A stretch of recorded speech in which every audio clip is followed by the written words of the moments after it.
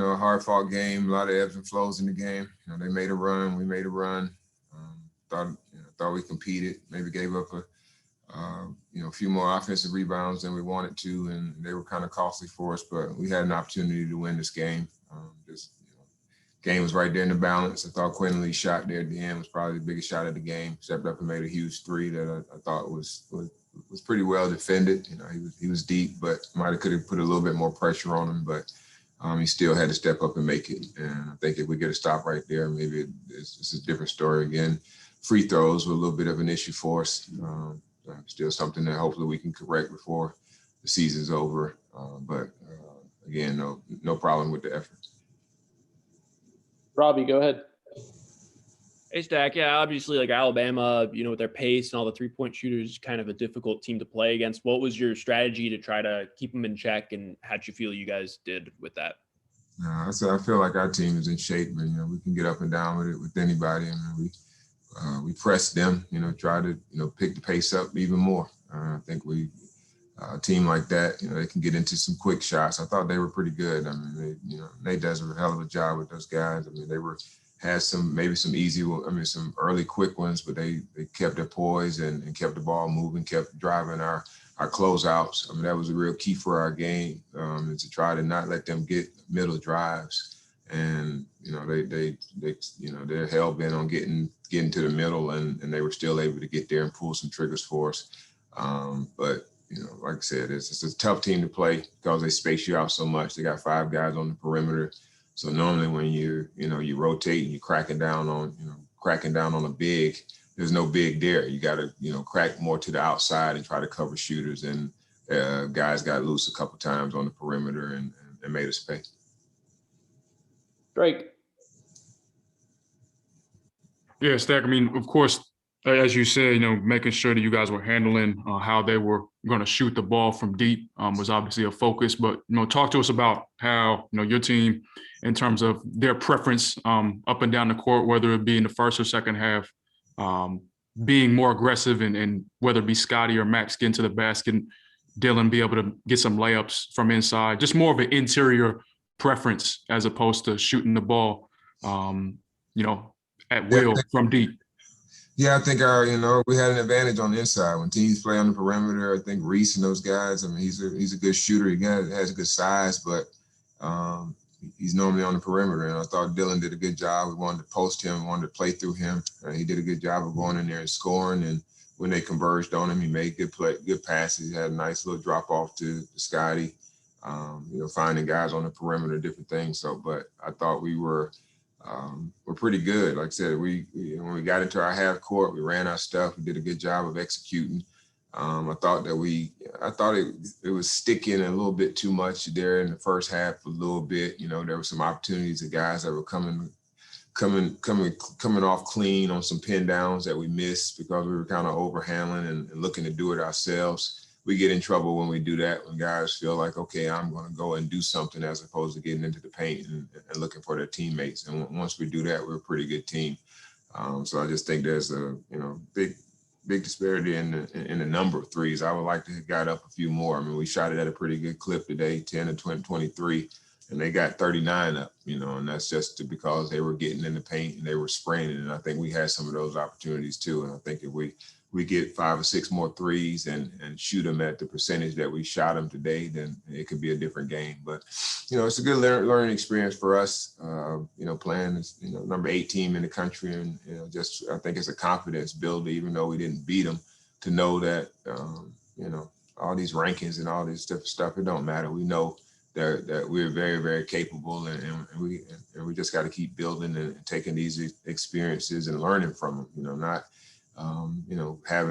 it seems like we've been saying the same things over and over again. We're talking about, free throws, talking about rebounding, but those are things that we got to clean up and we just got to get a little bit more support. You look, at the contribution they had, 3 guys in double figures, 2 or 3 guys, with 8 points. We have, Scotty, Dylan, and Max is good for us again today. And then we have nobody else with more than 6. And I think that, we got guys capable. That was a big one that they called out of bounds for Isaac. And I think that, when Scotty got to the baseline and, reverse pivoted right there and they called him out of bounds. That ball went in, and I think that could have been a game changer for us. So just, again, things that we got to clean up a little bit. But we're right there as I hope you can see.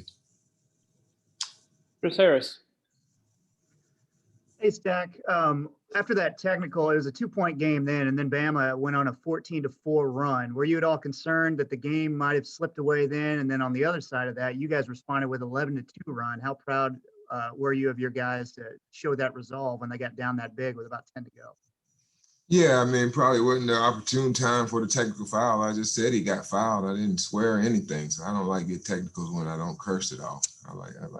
I like to get my money's worth, but Rob did. He hit Nate with 1-2, so I'm not as mad at it as I was. So, and I think when he got one, it kind of changed the flow for us a little bit. But it's a part of the game, man. I thought our guys responded. I mean, it kind of ignited them a little bit, and then once we got back in the game, we settled down a little bit. So it's just part of the game. But definitely, I don't think it was a big play there at the end too. I didn't. Looking back up at it, I mean, Dylan wasn't out of bounds. They called him out of bounds on that rebound. So, I mean, it's just those plays are really impactful. And I know that, the officials have a super tough job. I know because when I was coaching in the pros, I used to officiate the games. And like I said, I know it's a tough job. So but at the same time, those, we want to get them right at the end of the game. They're more important in the ebbs and flows of the game. They don't matter so much in those first, 35, 36 minutes, but those last 4 minutes, I think as a league, as a conference, we just got to work to be better in those later stages. And I think Mike and Mike Eads, those guys, the head of official, I mean, he does a hell of a job of trying to get those guys to be the best that they are. But, like all of us, coaches can be better, players can be better, and our officials can be a little better too. But, that was, I don't think that was necessarily the reason in this game. I always like to look at ourselves and some things, the things that we did, the opportunities, the things that we can control that we could be a lot better at. And those are the things that I like to try to focus on. Justin, go ahead. Coach, once again, you guys were really right there at the end, almost, within striking distance to pull off a win. Is there something that you're seeing specifically in those last 3, 4, 5 minutes maybe that is kind of holding you back from getting that win? Is it these same things that we talk about, free throws and offensive rebounding, or is there something else? Well, again, you just kind of go play by play, and I think that we got looks. I mean, we moved the ball around the horn. I thought Scotty had a great look there. I think that one foul, we kind of had kind of a bonehead play a little bit where, he thought they were going to foul him and he kind of threw it at the rim. There was no need to throw it at the rim to try to get 2 shooting fouls. We were already in the double bonus. So if it was a foul, you're going to shoot 2 free throws anyway. But those are just things that, that I'll sit down with my point guard and we'll talk about and we'll get better at. But, it's never really one thing. Again, like I said, we could look at free throws. We could look at maybe being a little bit closer and not, putting a little more pressure on Quinley on that big 3 that he made, or, some of the post ups that Jones had. Maybe, and I thought he bounced it a few times. We wanted to stay home with shooters and not really collapse on them. And I thought Max did a decent job, but it's just hard when a guy's 6'9". That, I mean, it's probably on us that we need to come down and give him a little bit of help. But I thought Braylon Abbott was huge for us today. I mean, he rebounded the ball, and played good defense on Jones all night, got in there, stuck his nose, made a big 3 there for us at the end. So, and we did all that without Cleveland Brown, who's been unbelievable for us the last few games. And I think we're just thinking more long-term. He's progressing and, probably could have gutted it out if we were in the tournament or something right now. But I think, holding him out a little bit longer is going to help us, down the stretch. So we're being smart with what we're trying to do. And again, like I said, if we were, fighting for the top of the SEC right now, we were coming down the stretch, neck and neck with Alabama. Yeah, I'm pretty sure he would have gutted out and played. But for us in our long term and where we're trying to go, it made sense to hold them out tonight to get him a little more rest and let that thing heal up just a little bit more. Robbie, you got one more? Yeah, Stack, I was going to ask about Cleavon. Is it the knee that he tweaked against Kentucky, or is it the prior abdominal thing? No, it was a knee. You know, he tweaked it again. I mean, it's the same knee that he had the issue with last year. So it was nowhere near the sprain that he had last year, mild sprain.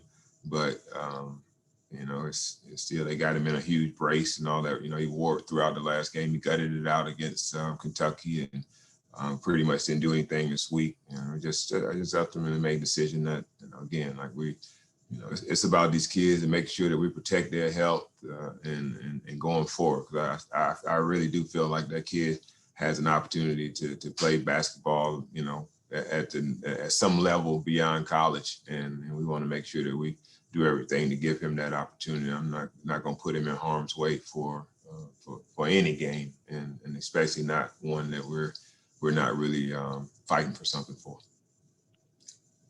Stack, thanks a lot, man. Safe trip home. Okay, guys. Appreciate you. See you.